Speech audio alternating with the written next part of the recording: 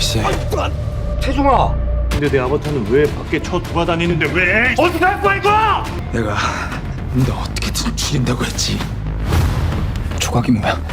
말해! 이 사람이 다음 타깃이야. 날 찾고 있었던 거구나. 죽더라도 명예롭게 죽어야지. 너가 쉽게 바꿀 수 있는 거야? 아무것도 없어 이 새끼야! 디즈니 플러스의 야심작 조각도시 재미있게 잘 보고 계시나요? 역대급 액션과 치밀한 스토리, 배우들의 명연기로 한시도 눈을 뗄 수가 없는데요. 이토록 손에 땀을 쥐며 매 순간 긴장하게 만드는 드라마는 참 오랜만입니다.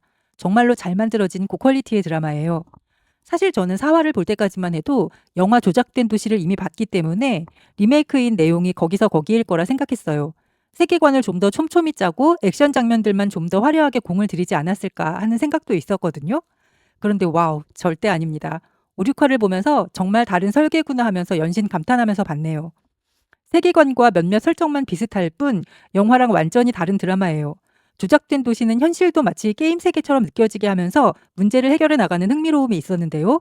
조각도시는 현실 그 자체를 너무도 리얼하게 묘사해 놓아서 매 순간 손에 땀을 쥐게 됩니다. 저는 주인공 박태중이 몸 잘 쓰고 싸움 잘하고 그렇게 액션에만 특출날 줄 알았거든요. 그런데 머리 쓰는 게 정말 장난이 아니에요. 두뇌 회전이 아주 압권입니다. 작가님이 정말로 칼을 갈고 대본을 쓰신 것 같아요. 치밀하기가 이루 말할 수 없습니다. 그 대본을 이렇게 압도적인 스케일의 현실로 구현해낸 감독님과 스텝진, 배우분들도 정말 대단하고요. 저는 4화까지 봤을 땐 요한이라는 존재와 조각이라는 작업이 너무 비현실적인 게 아닌가 생각했었거든요. 그런데 5화를 보고 나니 그 우려가 말끔히 씻겨져 나가더라고요. 요한이라는 캐릭터와 요한의 회사가 어떤 회사인지, 요한이 어떤 수단을 가지고 조각이라는 작업에 뛰어들었는지 그런 것들이 설득력 있게 묘사됩니다.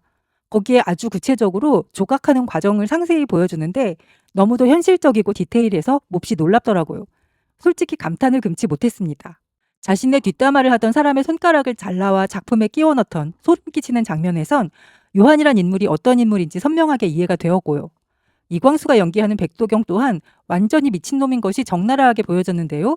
이광수의 연기가 너무도 리얼하게 돌아있어서 완전히 몰입을 하게 되더라고요. 특히 6화는 반전에 반전을 거듭한 회차였는데요. 저는 몇 번이나 뒤통수를 맞은 기분이 들면서 소름이 쫙 돋았답니다. 특히 9번차 레이서의 정체를 알았을 때, 오토바이에 매달고 다니던 그것이 무엇인지 알았을 때, 결국 그것을 폭발시켜 지옥의 게임장을 활활 태워버릴 때, 그리고 특히 태중이 바이크를 타고 엄청난 속도로 높이 솟은 철판 위를 달리는 마지막 장면, 거기에 총을 겨누는 요한의 모습이 교차되면서 숨도 쉴 수 없을 만큼의 굉장한 긴장감이 휘몰아쳤죠. 와, 정말 6화의 마지막 장면이 너무도 압권이어서 저절로 엄지손가락을 치켜들게 되고 탄성이 나오더라고요. 6화는 태중이 결국 요한이 쓴 총에 맞았는지 안 맞았는지, 탈출에 성공했는지 못했는지 엄청난 궁금증을 불러일으키면서 끝을 맺었습니다. 아이씨. 태중아! 7화 예고편은 노용식이 운영하는 전파사에 태중이 찾아와 쓰러지는 모습으로 시작하는데요. 결국 태중은 탈출에 성공했으나 아무래도 요한이 쏜 총에 맞아 큰 부상을 입은 걸로 추측됩니다. 선한 마음과 태중에 대한 애정을 지닌 용식은 태중을 숨겨주고 상처도 치료해주겠죠. 스스로 다 뒤진다며. 근데 내 아바타는 왜 밖에 쳐 돌아다니는데 왜? 어디서 할 거야 이거? 그리고 태중은 본격적인 복수에 나서는 것으로 보입니다. 태중이 탈출한 것을 알게 된 백도경은 화가 나서 어쩔 줄을 모릅니다. 여기서 아바타란 용어가 등장하는데 자신의 죄를 덮어씌운 희생자를 의미하는 거겠죠. 이전 회차에서 3번째 아바타를 얘기한 걸 보면 백도경은 벌써 사람을 3명이나 죽인 것 같습니다. 그것을 모두 요한이 처리해 주었고요.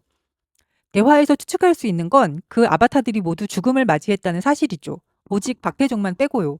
그래서 요한은 어떻게든 태중을 죽이려고 혼신의 힘을 다합니다. 태중이 살아서 진실을 폭로한다면 앞으로의 조각 사업은 몹시도 힘들어질 게 뻔하기 때문이겠죠. 그리고 태중이 어딘가의 안테나에 초소형 카메라를 설치하는 장면이 보이는데요. 카메라를 통해서 조각의 뒤처리를 하는 팀의 동선을 파악하는 것으로 보입니다. 또 놓쳤어요? 탈옥하자마자 살만하네. 요한은 태중을 죽이기 위해 용식이 운영하는 전파사로 살인청부업자를 보내는 것으로 보입니다. 하지만 성공하지 못했죠. 그리고 흰 천으로 덮인 무언가가 이동되는 것이 보이는데요. 아마도 누군가의 시신일 것으로 추측됩니다. 이번에 새로 조각을 하게 될 바로 그 시신이겠죠. 박태중, 이제 뭘 하고 싶을까요? 요한은 태중이 자신의 뜻대로 죽지 않자 화를 주체하지 못하고 난동을 부립니다. 그 자신 또한 누군가를 죽인 것으로 추측되고요.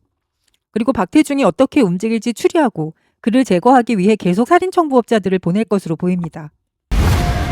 내가 너 어떻게든 죽인다고 했지. 조각이 뭐야? 한편 박태중이 제일 먼저 찾아온 사람은 바로 국선 변호사 김상락인데요. 이전 회차에서 태중을 도와주는 척했으나 실상은 요한의 끈앞풀이었던 바로 그 변호사죠. 태중의 동생 태진을 죽인 살인자이기도 하고요. 태중은 김상락을 협박해 조각이란 것이 과연 어떤 것인지 어떻게 진행이 되는지에 대해서 상세한 정보를 얻은 것 같습니다. 이건 예고편 장면에서도 살짝 보여지는데요. 이번에 범인으로 만들 사람에 대한 사진과 동선, 자세한 정보까지 태중은 모두 알게 됩니다. 이 사람이 다음 타깃이야. 이번 타겟은 소현정이란 이름의 젊은 여자죠. 죽은 사람은 어린 여자아이로 보입니다. 아마도 소현정이 아이를 돌봐주는 일을 했었던 것 같습니다. 아이를 죽인 사람으로 지목하기엔 더없이 좋은 타겟이었죠. 날 찾고 있었던 거구나. 태중은 조각에 대한 정보를 얻기 무섭게 바로 조각을 실질적으로 실행하는 팀에 숨어듭니다. 파란색의 방호복에 마스크까지 끼고 마치 그 팀의 일원인 양 행세하죠. 그러면서 그들이 실제 조각하는 과정들을 몰래 핸드폰으로 촬영까지 합니다. 하지만 결국 들키는 것 같습니다. 그가 팀원이 아니라는 사실을 알게 된 사람들이 태중을 막무가내로 공격하죠. 이렇게 죽어야지. 왜 추잡스럽게 도망을 가? 잠시 들어가겠습니다. 한편 형사들이 노용식의 전파사로 태중을 찾아옵니다. 어쩌면 형사들이 무언가 태중을 쫓을 단서를 발견할지도 모르겠어요. 불안불안합니다. 그리고 태중은 폐공장처럼 보이는 어딘가에서 울분에 차서 소리를 지르는데요. 봉투 안에 있던 돈이 흩뿌려져 낙엽처럼 떨어집니다. 아마도 금방이라도 요한을 잡을 수 있을 줄 알았건만 요한은 못 찾고 엉뚱한 곳으로 가게 된 현실에 분노하는 듯 보입니다. 이렇게 쉽게 바꿀 수 있는 거야? 아무것도 없어 이 새끼야! 결국 태중은 요한을 찾기 위해 다시 김상락을 찾아가는 걸로 보이는데요. 그곳에서 김상락은 태중의 협박에 격분을 하면서 폭탄을 터뜨려 자폭을 하는 것 같습니다. 태중이 결국 아무것도 하지 못할 거라 악담을 퍼부으면서요. 어쩌면 태중과 함께 죽을 생각이었겠지만 다행히 태중이 밖으로 나온 뒤에 폭탄이 터집니다. 와, 예고편만 보아도 7, 8화는 정말이지 대단한 전개가 펼쳐질 것 같은데요. 6화까지는 태중이 억울하게 당하고 결국은 감옥에서 탈출하게 되는 과정을 그렸다면 7, 8화는 태중이 복수를 위한 행동에 전면적으로 나서면서 더욱더 흥미진진하게 휘몰아치는 전개가 될 것 같습니다. 예측 불가의 숨막히는 전개와 강도 높은 액션, 배우들의 명연기까지 어우러져 정말이지 엄청나게 완성도 높은 드라마가 탄생하고 있는 것 같습니다. 올해 디즈니 플러스 정말 열일하네요. 역대급 액션과 치밀한 스토리로 엄청난 몰입감을 선사하는 조각도시는 매주 수요일에 디즈니 플러스에서 2편씩 공개됩니다. 꼭 놓치지 마세요. 이상 오래도록 간직하고픈 영화와 드라마를 소개하는 파란무비였습니다. 도움이 되셨다면 구독과 좋아요 부탁드려요.